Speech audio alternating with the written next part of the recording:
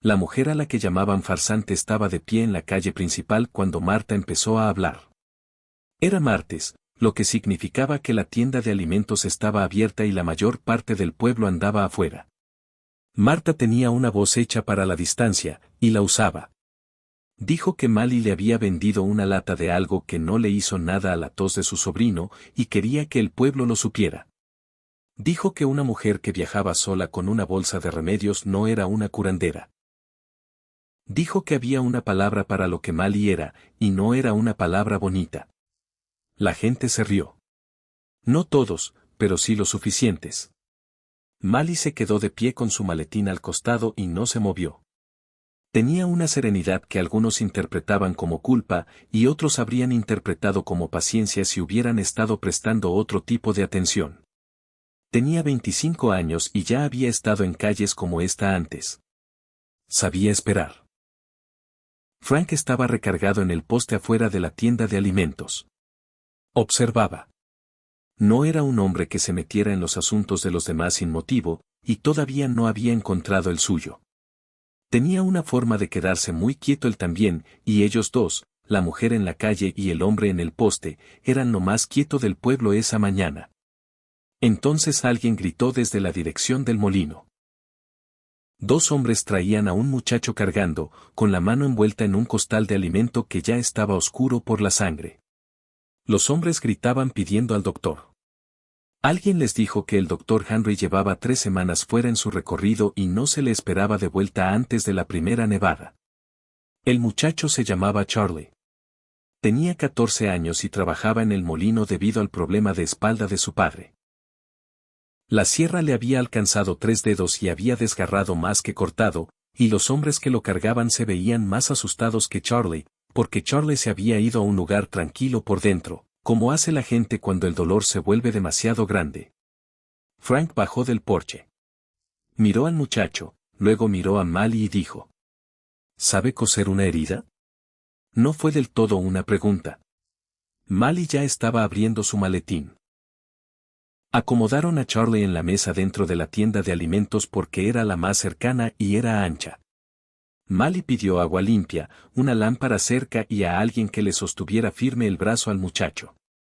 Frank tomó el brazo. No apartó la mirada y no habló. Y cuando Charlie soltó un quejido, Frank le puso la otra mano en el hombro y la mantuvo ahí. El pueblo que se estaba riendo 10 minutos antes ahora estaba amontonado en la puerta y la ventana. Mali trabajó como se mueve el agua. Sin movimientos en vano. Sus manos no eran delicadas. Eran manos que ya habían hecho esto antes. Y la gente que observaba podía ver la diferencia entre alguien que había aprendido algo y alguien que lo había vivido y lo llevaba en los huesos. Limpió la herida, examinó lo que se podía salvar y no dio explicaciones a los presentes. Frank observaba sus manos sin proponérselo, la firmeza de sus dedos, la manera en que se movían sin dudar a través de algo que habría hecho retroceder a la mayoría. Es joven, era lo que no dejaba de venírsele a la cabeza. Joven y segura de una forma que no tenía nada que ver con la juventud. Le cosió la mano a Charlie. Salvó lo que se podía salvar, 2 dedos enteros y lo suficiente del tercero como para que pudiera volver a usarlo con el tiempo. Cuando terminó, le vendó la mano con una firmeza que también era una clase de ternura, como cuando cierras un libro al que piensas regresar. Charlie volvió en sí despacio. Se miró la mano. Miró a Mali. ¿Te la vas a quedar?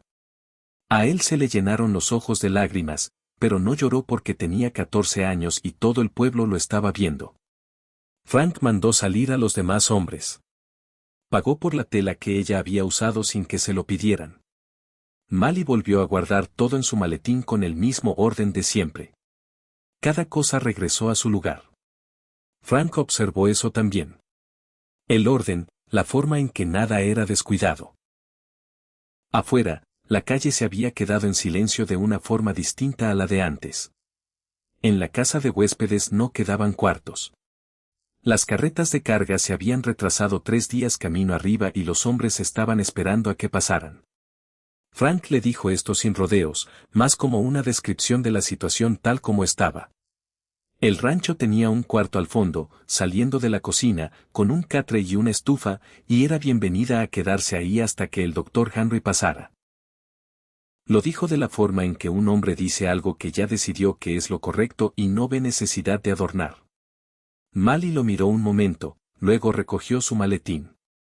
El rancho estaba a 3 kilómetros.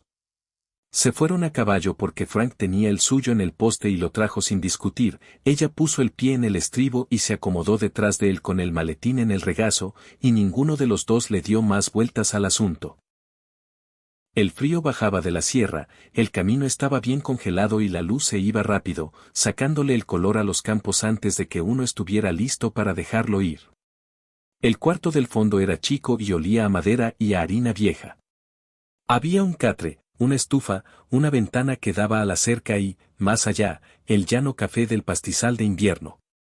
El cuarto tenía su propia puerta hacia afuera, lo que le daba al pueblo menos de que hablar de lo que hubiera querido. Mally puso su maletín en el suelo junto al catre con el cuidado de quien acomoda algo que va a necesitar encontrar a oscuras. Frank prendió el fuego sin preguntar. Ella lo vio hacerlo, luego desempacó lo que necesitaba para la mañana y él la dejó sola. Las noticias corren en un pueblo chico como corre el clima, bajito, rápido y adelantándose a sí mismas. Para el día siguiente, la gente ya sabía dónde se estaba quedando Mally, y para el día después de ese, algunos ya habían encontrado pretextos para ir al rancho. Un viejito vino con un dolor en el pecho que le sonaba al respirar. Mally escuchó con el oído pegado a su espalda y los ojos cerrados, quieta y atenta como alguien que lee algo importante en un idioma que le tomó años aprender. Le dio algo para la congestión y le enseñó cómo sentarse para dormir para que no se le asentara el flujo. El hombre se fue caminando un poco más derecho de como había llegado. Llegaron fiebres, llegaron toses de invierno y llegaron madres asustadas, y Mally atendió a cada uno de la misma forma en que atendía todo, sin hacer más escándalo de lo que era. La gente iba y venía, y todos querían lo mismo de ella, lo que sabía, lo que cargaba, lo que podía hacer. Se iban con ello y ella regresaba a sus labores. Nadie le preguntó de dónde venía. Era útil, lo que significaba que era bienvenida, y ella había llegado a entender que esas dos cosas no eran lo mismo que ser conocida. Frank observaba todo sin hacer comentarios. La forma en que ella se movía por la cocina muy de mañana, el tono bajo que usaba con la gente asustada, constante y parejo, ofreciendo calma como quien ofrece la mano para sostenerse, la manera en que cada instrumento regresaba a su lugar exacto en el maletín sin que ella tuviera que mirar. No decía nada sobre nada de eso, pero se daba cuenta. Para el final de la segunda semana, la casa había encontrado sus ritmos sin que nadie los organizara. Él se levantaba antes del amanecer y ella se levantaba no mucho después, para cuando él entraba del primer trabajo de la mañana, ella ya tenía el café puesto y lo que la despensa permitiera. Una mañana ella estaba junto a la ventana con su taza cuando él entró, mirando el hielo en los postes de la cerca. Él se sirvió café, se sentó y comieron sin ceremonia. Después de un rato, él dijo: ¿Pudiste dormir bien? Ella lo pensó con sinceridad. Mejor de lo que he dormido en un buen tiempo. Él asintió mirando su plato y no siguió por ahí, pero algo en la respuesta había quedado registrado, y ella pudo notar que así había sido. Un jueves por la tarde, él llegó tarde. La cena ya estaba en la mesa y ella estaba sentada con sus notas extendidas enfrente, leyendo mientras esperaba. Él se lavó las manos y se sentó. No tenías que esperarme. Se conserva bien, dijo ella, sin levantar la vista. Él se sirvió y comió, y ella hizo a un lado sus notas y comió también. El fuego trabajaba en el hogar y afuera el viento había subido desde el llano y se hacía sentir contra los aleros. Después de un rato, él dijo que la cerca del lado norte necesitaría un día entero de trabajo antes de que llegara la helada fuerte. Ella le preguntó cuánto tiempo les quedaba. Tal vez una semana, dijo él. Ella le dijo que el pecho del viejito había amanecido más limpio esa mañana, que pensaba que pasaría bien el invierno. Frank la miró a través de la mesa. Ella le devolvió la mirada. Dos personas en una cocina tibia con el viento afuera y la cena de por medio, sin decir nada en particular, y se sentía como algo que llevaba sucediendo mucho antes de haber empezado. Él volvió a mirar su plato. Ella recogió sus notas. La tarde siguió su curso. Era una de esas tardes justo antes de que oscurezca por completo, con el cielo volviéndose azul profundo sobre la sierra y el frío asentándose de verdad, cuando Frank dio la vuelta al costado de la casa y la encontró ya sentada en el banco a lo largo de la pared frontal, con las manos en el regazo y nada en ellas, viendo la última luz irse del pastizal. Él se sentó a su lado. Él tenía su café y ella el suyo, y por un rato ninguno de los dos dijo nada. Luego él dijo: ¿Dónde aprendiste? Lo de curar. Ella miró hacia el pastizal. Una mujer llamada Ruth, allá en el condado de Carver. Me recibió cuando tenía 14 años. Él esperó. Crecí en el orfanato de allá, dijo ella. Ruth solía pasar cuando los niños estaban enfermos. La seguí a todas partes hasta que me dejó ayudarla, y luego hasta que me dejó hacer más que solo ayudar. Murió cuando yo tenía 22 y me dejó su maletín y sus libros. Fue suficiente para empezar. El último color se estaba yendo del cielo. Un caballo se movió en el corral y soltó un resoplido largo que se quedó flotando en el aire frío. Después de eso, solo seguí moviéndome, dijo ella. De pueblo en pueblo. La gente necesita lo que sé, y voy a donde me necesitan. Lo dijo llanamente, sin pedir nada a cambio. Pero había algo debajo de esa sencillez que decía que nunca antes nadie le había pedido que lo explicara, y no sabía bien qué se sentía que le preguntaran. Frank giró su taza en las manos. Se debe sentir uno solo, dijo. De pueblo en pueblo. Ella lo consideró con franqueza. Dejas de notarlo después de un tiempo, dijo. ¿O crees que lo haces? Él la miró entonces. No rápido, no de lado, directo y sin pedir disculpas. De la forma en que un hombre mira algo que ha estado tratando de entender y finalmente decide mirarlo de frente.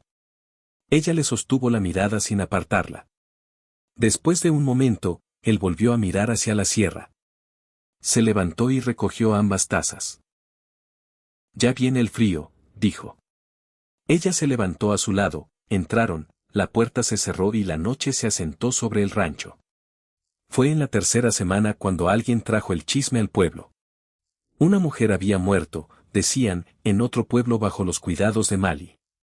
La gente decía que ella había hecho algo mal y que una familia había enterrado a su madre por su culpa. Marta lo escuchó primero y se aseguró de que otros lo escucharan después. Las mujeres que habían llevado a sus hijos con ella empezaron a dudar. El viejito dejó de pasar. La calidez que se había ido formando despacio se retiró como el agua antes de la helada. Mali no se defendió. La costumbre del silencio era profunda y ella siguió con su trabajo. Frank lo escuchó un viernes en la tienda de alimentos de boca de dos hombres que no sabían que él estaba detrás de ellos.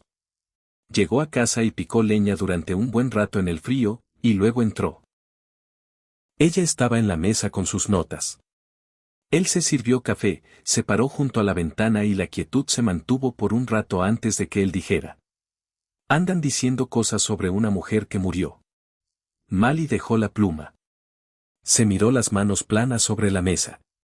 Una madre, dijo ella. El bebé venía mal acomodado y llevaba demasiado tiempo así antes de que yo llegara. Me quedé la noche entera. Ya no había nada que hacer para cuando llegué, ni nada que hacer después. Me quedé de todos modos.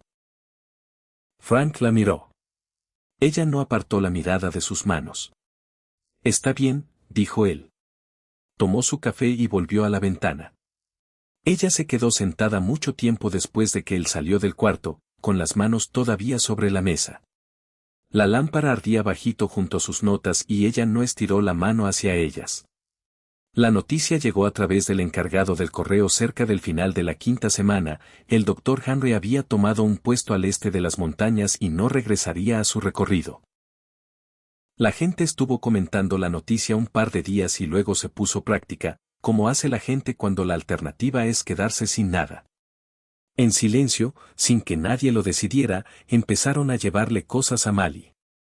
Cosas por las que habrían esperado a un doctor, un dedo roto alineado y vendado, una herida infectada que necesitaba vigilancia, la tos de un bebé que la madre no podía calmar. Cuando llegaba un llamado nocturno, Frank salía a caballo con ella. No anunció esto como una decisión. La primera vez que pasó, simplemente tenía el caballo listo cuando ella salió con su maletín, ella lo miró, puso el pie en el estribo y se fueron.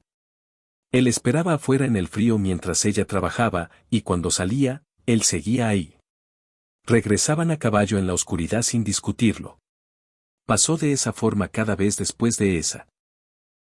Marta mantuvo sus miradas de lado hasta la noche en que la tos de su sobrino se volvió lo suficientemente fea como para asustarla. Vino después de oscurecer y se paró en la puerta exterior como si el orgullo la hubiera traído a medio camino y el miedo el resto. Mali recibió al niño, trabajó hasta que se le alivió la respiración y lo mandó a casa antes del amanecer. Marta no pidió disculpas. Solo dejó de hablar mal de ella, lo que en ese pueblo pesaba casi lo mismo. Había sido una semana pesada. Un parto difícil había tenido a Mali despierta 2 noches seguidas y había llegado a casa ambas mañanas gris de cansancio. Frank no había dicho nada, solo le dejaba cosas donde pudiera encontrarlas, café por las mañanas, un plato guardado por la noche. El viernes, ella llegó a casa antes de que oscureciera, se sentó en la silla más cercana al fuego y no hizo intento por tomar nada. Frank entró de atender el ganado y la encontró ahí. Se sentó en la otra silla y se puso a trabajar un trozo de cuero, el fuego hizo lo que hacen los fuegos y la casa se asentó a su alrededor. Después de un rato, a ella se le cerraron los ojos. Él siguió con el cuero. Cuando le echó un tronco al fuego y volvió a acomodarse, ella se había ladeado hacia él, recargando la cabeza contra su hombro con la soltura suave de quien ha soltado el último aliento de cansancio. Él se quedó inmóvil. Dejó el cuero en el brazo de la silla. El fuego trabajaba. El viento empujaba las ventanas. Se quedó sentado con el peso de ella contra el hombro, y supo lo que era esto. Llevaba ya un tiempo sabiéndolo. Se despertó a medianoche con el fuego reducido a brasas y la respiración de ella lenta y pareja contra su cuello. Se levantó con cuidado, reavivó el fuego, buscó la cobija, se la acomodó encima y se quedó un momento mirándole la cara, que mientras dormía había soltado su cautela y era simplemente una cara, y una muy bonita. Se puso el saco y salió antes de que saliera la luz. Ella se despertó tarde con el calor del fuego y la cobija encima. Miró la otra silla, el trozo de cuero en el brazo y el fuego que alguien había atendido, y no se movió en mucho tiempo. Lo último del ganado local bajó del pastizal alto un sábado, lo que significaba la fiesta en la plaza esa noche, como era la costumbre. Faroles colgados entre los postes, un violín, mesas de comida, los hombres bajados de los cerros con la soltura de quien ha terminado algo duro y está listo para descansar. Mali fue porque Frank iba a ir. Se puso su mejor vestido y se paró donde llegaba la luz de las lámparas, pero se quedó a la orilla, de la forma en que siempre se había quedado en pueblo tras pueblo, presente sin hacerse notar. Frank llegó y se paró a su lado. El violín alentó el ritmo, la gente en la plaza se acomodó y él la miró. «Baila conmigo». Ella miró la plaza, a la gente que ya estaba observando de reojo. Le entregó su taza. Él puso ambas tazas en la mesa, le ofreció la mano, ella la tomó y salieron a la luz de los faroles. Él no era un hombre con mucha gracia para bailar, pero era firme, lo cual en un compañero vale considerablemente más, y ella encontró su ritmo rápidamente. La mano de él estaba en su cintura y la mano de ella en la de él, y él la estaba mirando a ella, no a la multitud, no por encima de su hombro, a ella, con una expresión clara y decidida que había tardado mucho tiempo en llegar. La canción terminó. Ninguno de los dos dio un paso atrás. El violín empezó algo más alegre. Frank la miró hacia abajo. «Vamos a caminar». Dejaron la luz y se fueron al extremo tranquilo de la calle, donde el violín se volvía algo lejano y el frío bajaba de la sierra limpio y calador. Frank se detuvo, miró hacia la oscuridad y ella pudo ver que estaba acomodando algo, un hombre precavido poniendo las palabras en el orden correcto porque pensaba decir algo una sola vez. El pueblo ya lo sabe, dijo él. Necesitan lo que haces. Una pausa. Yo también necesito lo que haces, y no me refiero a las medicinas. La miró. Me refiero a lo demás. Ella se quedó muy quieta. Te estoy pidiendo que te quedes, dijo él. De planta, como mi esposa, si es lo que tú quieres. No por conveniencia, quiero que eso quede claro. Estaba claro. Había estado claro en el café que le dejaba sin decir nada, en el fuego que reavivaba antes del amanecer, en la cobija que le ponía encima con manos que intentaban no despertarla, y en el caballo esperando afuera de cada casa a la que la llamaban en el frío. Había estado claro en el porche bajo la luz que se iba cuando le preguntó dónde había aprendido lo que sabía. La primera vez que ella recordaba que alguien hubiera querido saber algo de ella que no estuviera escrito en el contenido de su maletín. La mano de ella buscó la de él a su costado. La puso ahí contra la suya, tibia en el aire frío. Sí, dijo ella. Eso es lo que quiero. Él giró la mano y la cerró alrededor de la de ella, y se quedaron ahí en el frío mientras el violín seguía tocando sin ellos, y ninguno de los dos tenía prisa por regresar. Se casaron 3 semanas después en los escalones de la iglesia. El cielo estaba plomizo y habían puesto una rama de pino en la puerta porque ya casi era Navidad y esa era la costumbre. El ministro fue breve porque Frank se lo había pedido. Vino más gente de la que cualquiera de los dos esperaba. Charlie estaba ahí con su mano vendada pero sanando bien, y sostuvo la puerta con su brazo bueno bien erguido. Mally llevó su maletín hasta los escalones. En el umbral, lo bajó y entró sin él, y la gente que lo vio no dijo nada, que era la forma correcta de recibirlo. Cuando terminó, salieron al aire frío de la tarde y la mano de Frank estaba en la espalda baja de ella, no apretando, solo presente, a la manera de algo que ya decidió a dónde pertenece. Caminaron a casa en la oscuridad temprana. El camino era el mismo camino. El frío era el mismo frío. Detrás de ellos, el pueblo se acomodaba en su noche. El humo salía de las chimeneas y la luz de las lámparas encontraba las ventanas una por una. Para cuando llegó la primavera, el maletín colgaba de un perchero junto a la puerta del cuarto chico en la calle principal, al que Frank le hizo una ampliación y le puso una puerta como se debe. Marta pasaba a veces por ahí camino a la tienda de abarrotes y no se detenía ni miraba de lado, que era lo más cercano a una disculpa que el pueblo le iba a dar. Y con eso era suficiente. Mally trabajaba y Frank trabajaba, y las estaciones pasaban por el pastizal y el largo camino hacia el pueblo. Y afuera de la ventana de ese cuarto chico, en las tardes tranquilas, a veces se podía escuchar a los caballos de la caballeriza 2 calles más allá. El sonido llegaba limpio en el aire frío y era un buen sonido para trabajar.